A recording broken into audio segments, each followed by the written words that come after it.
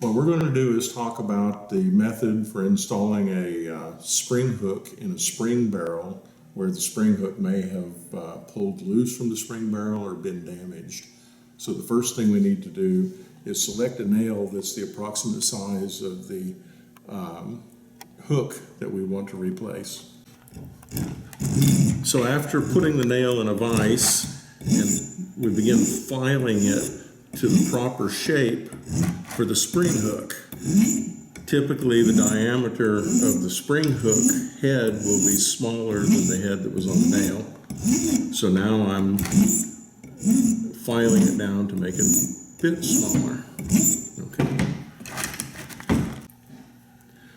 This is a nail before I started dressing it and the nail after I dressed it into the shape for the spring barrel hook. The next step is to use a jeweler saw to cut off the portion of the nail that's going to be the spring hook, and it should be about 1/4 inch, maybe 3/8 inch, or even a 1/2 inch in length when you cut it off. And after cutting it, then the cut portion will be chamfered so it'll fit easily into the hole we'll make in the spring barrel.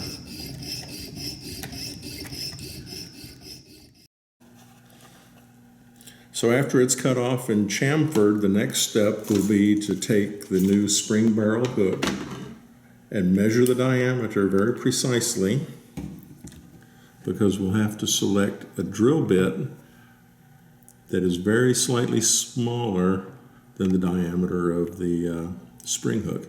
And you can see this one is 0.103 inches in diameter.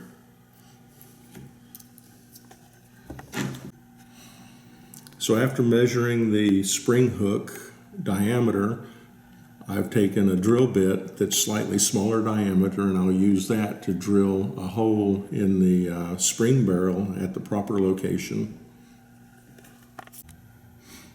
The next thing we'll do is find the spot where we want to locate the new spring hook. You'll notice that the old spring hook isn't necessarily located in the middle of the spring barrel from front to back. So one of the things you can use is a piece of tape laid around the spring barrel so that you make sure that you have the new spring hook at the proper location, the right distance from the front. So after properly locating the hole and using a center punch to assure that it's properly placed, we drill a hole through the spring barrel, the right diameter for the hook with an interference fit of 2 or 3 thousandths of an inch. After drilling the hole, we'll take a countersink and make sure that we've countersunk the outside of the barrel so that after we peen the steel, it has a good grip on the spring barrel. So after drilling the hole and countersinking the hole, one handy method for installing the spring hook into the spring barrel is to use an impact-safe punch placed inside of a vise and put the new spring hook on top of that and slide the barrel over it and locate the hole. And then I like to use a hollow punch from a staking set to make sure that the new spring hook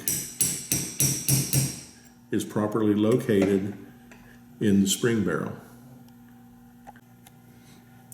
This is the spring hook that I just installed. You'll notice that there are others in this spring barrel because I just gave demonstration to a NAWCC Chapter 139 class. So now I'm going to cut off the extended portion of the new spring hook so that about 1/32 of an inch extends beyond the surface of the spring barrel. The reason I'm doing that is so that when it's peened, I have enough steel to go in and fill the chamfered area of the hole.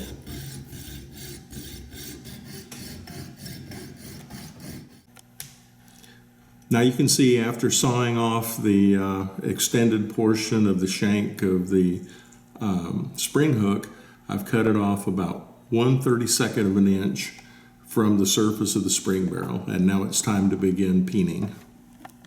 So now we're going to begin peening the extended portion of this pin until it fills the chamfered area of the hole that we had made earlier, and this will assure that the spring hook is fixed tightly into the hole.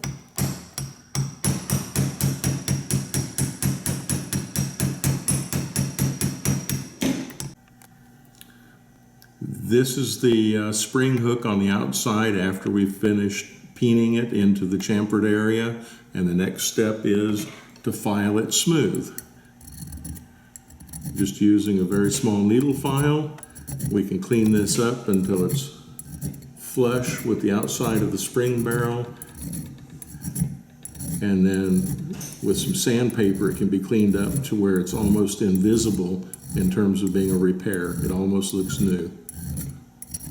And you can feel when it's flush, it has a different feel to it. You can no longer feel it catching the file as strongly. And this is the finished repair. This is the one that we just installed. It takes about 10 minutes start to finish.